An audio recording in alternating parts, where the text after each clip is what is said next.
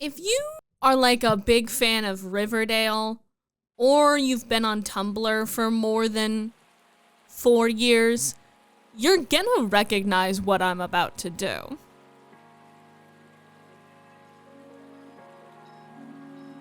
Hi, welcome back. My name's B. Hawthorne. I'm a writer. If you're wondering why I'm looking like a gay little emo Oliver Twist, it's because my heat is currently broken, and it's so cold in here. I'm not even gonna lie to you. I'm freezing right now. Like I said, if you have been a fan of like Riverdale or bad CW shows and you've ever made a relationship chart before, you know exactly what I'm about to do. And that is I'm gonna make the most complicated chart you've seen in your entire life.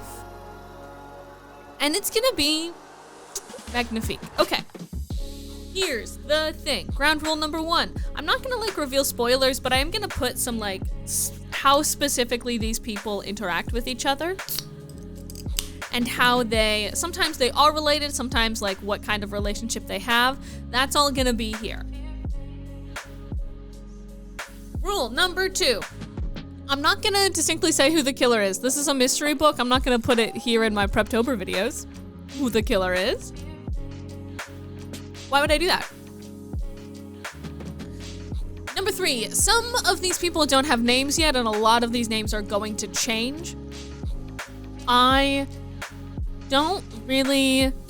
never think about names until I really need to think about names, and then I am so bad at it, and it haunts me forever and ever and ever until I actually get something done. So, does anybody else remember those really detailed like Tumblr charts of like who people are to each other? Is this specific to anyone else? Like, does anybody else get it? Is anybody here with me? Okay, so these charts are not always very useful. However, in the case of number 1, just sort of like trying to get the groundwork of how these characters would talk to each other, I think they're very useful in that way. Like, what is these characters' levels of familiarity with each other? I don't know yet. So I need to know that before we can kind of start thinking about how they talk and how they get what they want from each other. And I feel like that's oftentimes a little underappreciated aspect of planning, is like, how do these characters feel about each other, but also specifically, how familiar are these characters with each other? I use Figma for this, by the way. I'm using Figma for a lot of my sort of just like getting everything down on a page planning. I'm not gonna pretend to be very good with Figma.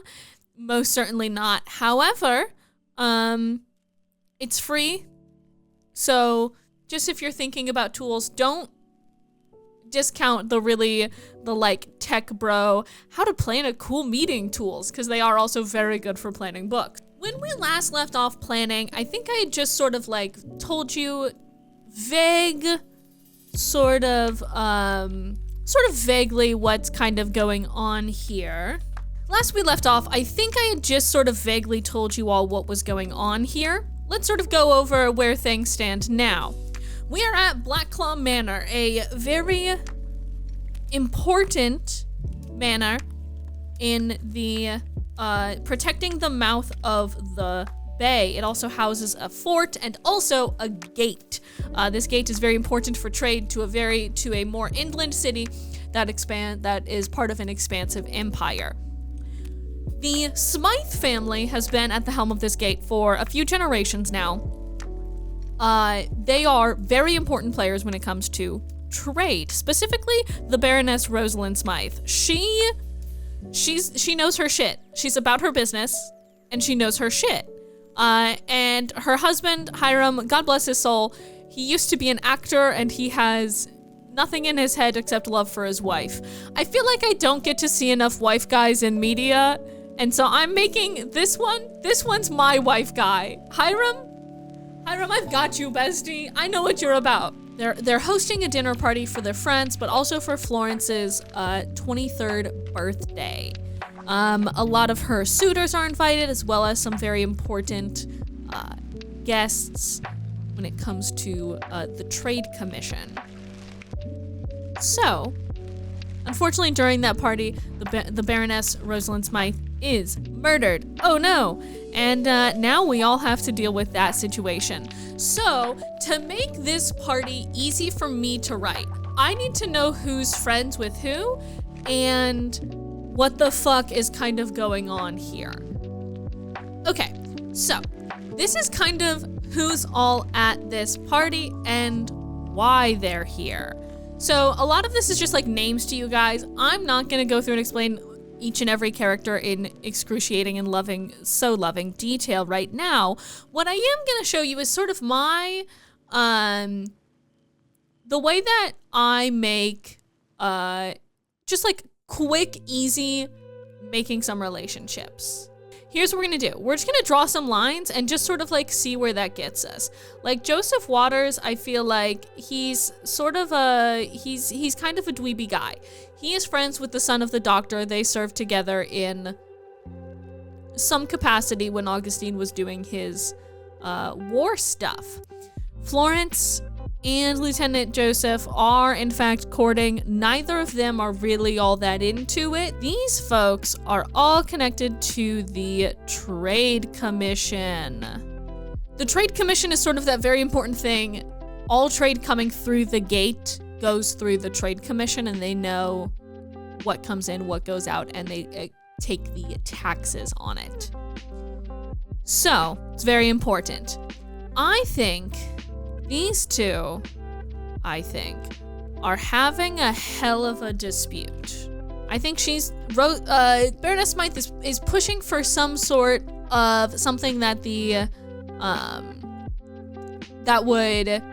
some sort of tariff on Fleetwood ships, some sort of like, if you're coming in from a country that the Fleetwoods usually ship from, I think you need to pay a higher tariff. Something of that nature, which makes it very difficult for Fleetwood to stay in business. I think that the O'Donnell family is supporting Smythe in the deal. They're throwing their hat in with the Smythe family.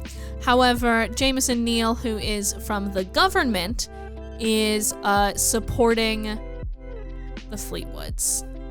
Some of these people, by the way, you'll notice, don't even have names, really. I don't know what the fuck the Fleetwoods name is. I don't know what Father Fleetwood's name is. I don't know, and I'm probably not gonna know until I start writing it, and then I realize that it's bad. How about that? What's some of the other situations that are going on in this place? I think Reginald St. Clair, I think he's having an affair with Lady Wyndham. Reginald St. Clair, by the way, is our doctor. You know, the least guilty person in any sort of murder case, the doctor. Lord Wyndham, I think, does have a connection to the Trade Commission, and I think it simply is this. He makes more money the longer the Trade Commission... So he benefits if the Trade Commission is gridlocked and can't actually agree on anything. All right. Augustine St. Clair, my boy, I think he really wants to court Florence Smythe so bad.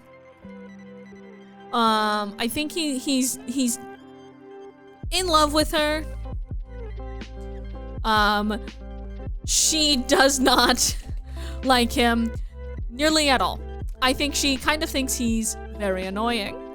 What next? Hugo Fleetwood and Cole Fleetwood. I think Cole Fleetwood is, they were, I think, war buddies. It was homoerotic. I think he's very much trying to get that back. Will it work? The world may never know. Okay, Catherine Wyndham and Florence Smythe, I think they are besties. I think Catherine does know that Florence, or she at least knows or highly suspects that Florence is some flavor of queer, but she's not about to be the one to fucking say shit, because she's a girl's girl. So actually they're gonna be girl best friends. Which is something different than being best friends who are girls. You all get it. Again, if you were on Tumblr between like 2018 and 2022. You get it. You know. I think these two are bitter rivals for a silly reason.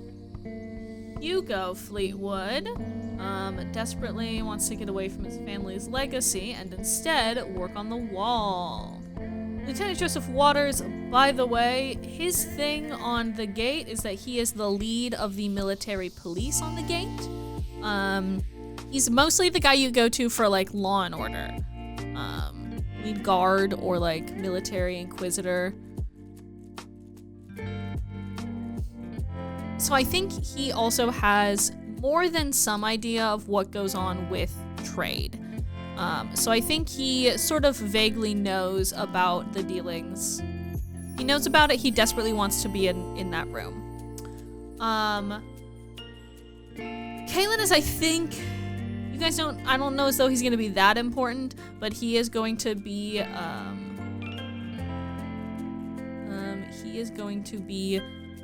the guy who he's gonna be, I think, maybe like a lead engineer, like a head engineer, but incredibly, what's the word I'm looking for? Antisocial. I think Kaylin and Joseph are friendly in the way that two people who do not like to make friends can be. Does that make sense? Their connection is also, I think, maybe more buddies, but not homoerotic. I think that's kind of gonna be what their deal is that they aren't. They're the opposite of what Cole is doing. I think, where's Father Fleetwood? Here's Father Fleetwood. I think he is trying to get, which one of his sons? I think he probably has by the way, he probably has a whole bunch of sons, but I think he's trying to get Hayden Florence. I think he's trying to get our poor Hayden to court Florence, and I think Hayden has absolutely no idea how to do that. There. He is, I think, attempting to court, not succeeding. This is just a spare Fleetwood sibling that I have around. Just, it's always good to have a spare sibling around. Dr. Reginald and Rosalind, I think he almost, or Rosalind, they're like exes way far back in the past. And he thinks she's the reason why Florence does not return Augustine's affections. The problem with mysteries is that in order to have a good murder mystery where there are reasonable people who might have killed her, so that it's not just one person who definitely killed her. The problem with that is that you need to make a whole lot of complicated relationships, and this is just my way of dealing with it. All of these change post murder. Obviously, Rosalind Smythe is sort of taken out of the equation here, if you would. So this is just sort of my general idea for planning some complicated relationships in a house. This is, I think, not everybody who's gonna be here. I think I'm gonna pad out the cast a little bit with some other people who have grudges for older reasons, perhaps. I'm gonna have to finally actually fucking name some people. I can't just keep calling him the Father Fleetwood. That makes no sense. But I think this is kind of I think maybe a good start. Hey guys, I think this is kind of the beginning of a very little twisty web I have weaved. This is very fun. The next thing I'm gonna do for all of these characters, by the way, is let me go over here. I think I'm gonna go through, and for each character that I need to have some sort of motivation for, is I'm gonna do the little fear, want, and willing. This is a very simplified version of a character creator from, I believe it's from V.E. Schwab. She talked about it on her podcast, No Right Way. I'm gonna try and find the episode and put it down in the comments below, but I think it's one of the season 1 episodes. What this character's biggest fear is, what they want more than anything in the world, and what they are willing to do to get it, tells you all I think you need to know about a character in order to see how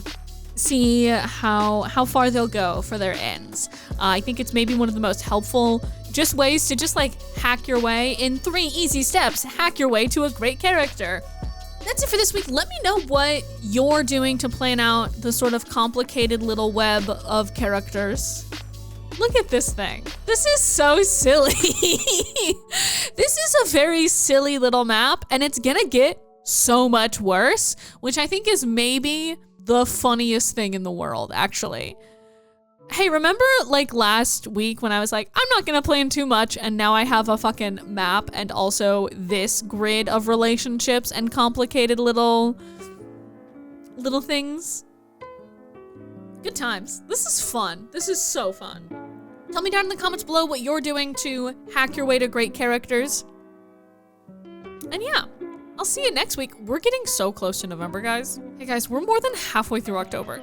Hey, have you done your writing today? Have you done your writing today? Do 15 minutes. Easy peasy breezy, beautiful. 15 minutes. Simple, sweet, to the point.